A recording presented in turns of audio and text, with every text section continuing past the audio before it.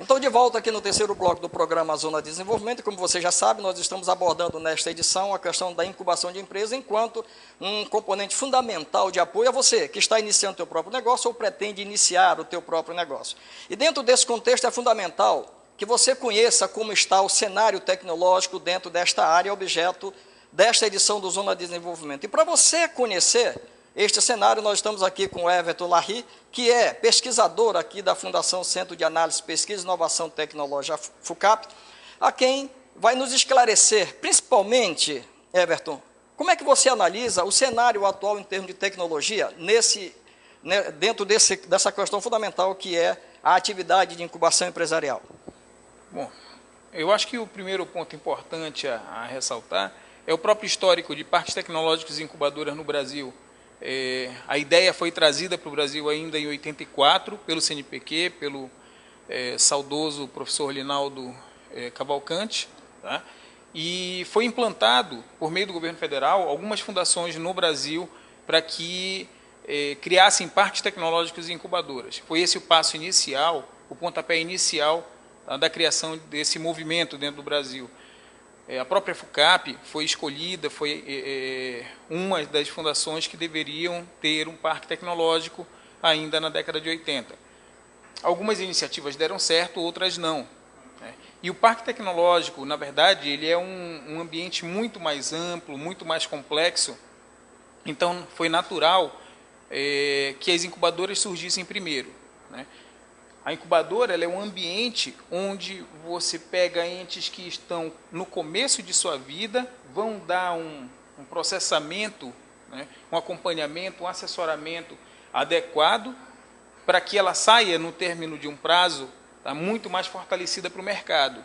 Então, na incubadora de empresas, você pega essa empresa que está nascendo ou que começou há pouco tempo, tá, mesmo que já exista, mas ainda tem uma operação pequena, e você, o gerente da incubadora, com sua equipe, vai ajudando, auxiliando por meio de diversos programas, captação de recursos, capacitação, consultorias, a chegar num momento em que ela esteja forte o bastante para o mercado. Bom, nós temos que ressaltar uma coisa importante. Nós temos que reconhecer que ninguém sabe tudo de nada.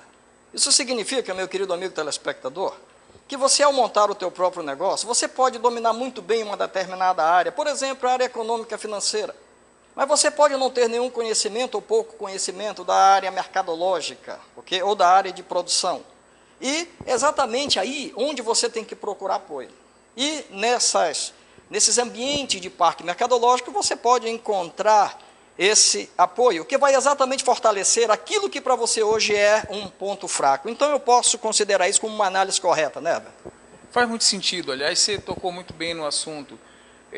A ideia de parques tecnológicos e incubadora começou bastante próxima das universidades e centros de pesquisa, né, como uma forma de pegar aquelas pessoas que tinham um espírito diferente, que não estavam pretendendo simplesmente seguir uma carreira dentro de uma grande empresa, e pensaram com a sua pesquisa, com seu esforço durante a graduação, a pós-graduação, as suas pesquisas, geraram algum produto, alguma ideia, alguma tecnologia interessante e falaram, poxa, isso daí dá para levar adiante como um negócio, como um produto ou um serviço que eu quero prestar para o mercado.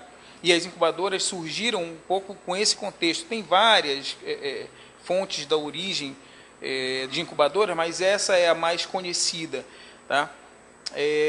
E daí por isso que normalmente elas estão próximas de universidades e centros de pesquisa, para pegar aquele indivíduo que normalmente ele conhece bem da tecnologia ou do produto, mas ele não conhece nada de mercado, tá? E o senhor tocou muito bem nessa questão. Então, a equipe da incubadora vai ajudar esse indivíduo a fazer com que essa ideia ou essa tecnologia se transforme efetivamente num produto. Vale ressaltar, às vezes você vê conhecimentos muito bem desenvolvidos dentro das universidades e centros de pesquisa brasileiros, mas isso não quer dizer que você tem um produto. Tem diversas etapas, inclusive de legislação, de aceitação do mercado, para você chegar a ter um produto e poder vender, negociar esse produto. É nesse campo que as incubadoras e parques tecnológicos entram. Tá? As incubadoras, então, elas pegam empresas mais menores, nascentes, com poucos produtos, para apoiar, para dar o primeiro passo, o pontapé inicial nessa empresa. Os parques tecnológicos eles já são um ambiente mais amplo, que geralmente tem uma incubadora dentro desse parque tecnológico, mas ele já dispõe de muito mais espaços. Por exemplo, uma incubadora geralmente tem módulos de 20 a 50 metros quadrados, é o que a gente vê normalmente no Brasil, para apoiar pequenas empresas que ainda não tem toda a sua equipe, todo o seu pessoal lá estruturado e tudo, e aí ainda está em busca dessa estruturação. Os parques tecnológicos já têm galpões, já têm espaços para cada empresa em torno de 200 metros quadrados, 300 metros quadrados, né?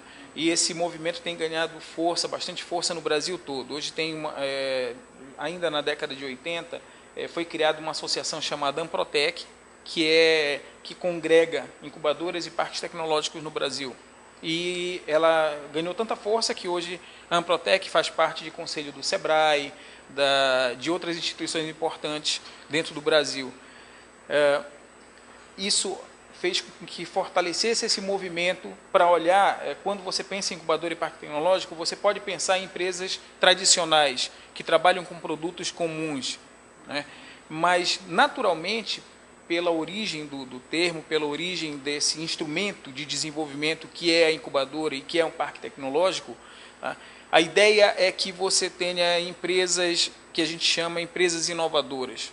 Empresas que tenham alguma coisa de diferente, que incorporem tecnologia ao seu produto, ao seu processo, né? De modo que a gente vislumbre uma economia muito mais sólida, com produtos que tenham alcance global, saído daqui de cada região, de cada território. Particularmente para a nossa região amazônica, a questão de incubadoras e parques tecnológicos também tem sido levado muito a sério, né? Tem vários parques hoje.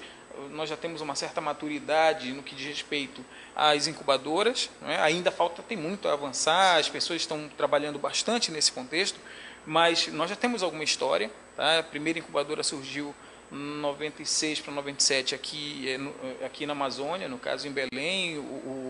O CID, que foi a primeira incubadora do Amazonas, nasceu em 99, e então já tem uma boa jornada, né? Já tem uma boa experiência e tem se consolidado, né, com instrumentos muito bons para gerar novas empresas e empresas fortes. Nesse momento, também está tendo um movimento em torno de parques tecnológicos, que são empreendimentos muito mais robustos, como a gente comentou, né?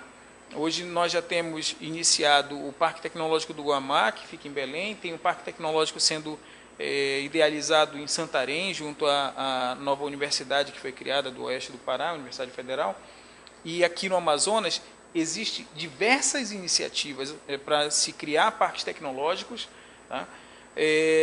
E a gente tem trabalhado junto, várias instituições, SEBRAE, SUFRAMA, as diversas incubadoras, no intuito de gerar esse novo movimento de parques tecnológicos numa forma mais robusta de criar empresas competitivas e inovadoras. E você que me acompanha agora, sabia que você pode fazer parte deste processo? Você que é professor, você que é pai, você que é mãe, pode ser um grande parceiro aqui de todas essas iniciativas que o Everton colocou, nesse sentido de construir essa nova realidade de apoio ao empreendedor, porque muitas vezes dentro de casa, você que é pai ou mãe, tem dito para o teu filho: olha, meu filho, estude para arranjar um bom emprego. Eu acho que a grande mensagem hoje, em função de toda a conjuntura que nós vivemos no Brasil, é dizer: meu filho, estude, mas para montar o teu próprio negócio.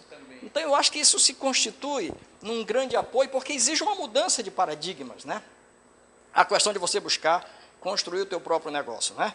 Então, eu acho que nós estamos num movimento muito interessante, Everton, e você está de parabéns por fazer parte desse movimento de transformação para o Brasil, para a nossa sociedade amazônica, que é exatamente construir todo esse apoio de infraestrutura que precisa ser construído para apoio àqueles que querem iniciar seu próprio negócio. Tem mais alguma coisa que você queira ressaltar aos nossos queridos amigos telespectadores?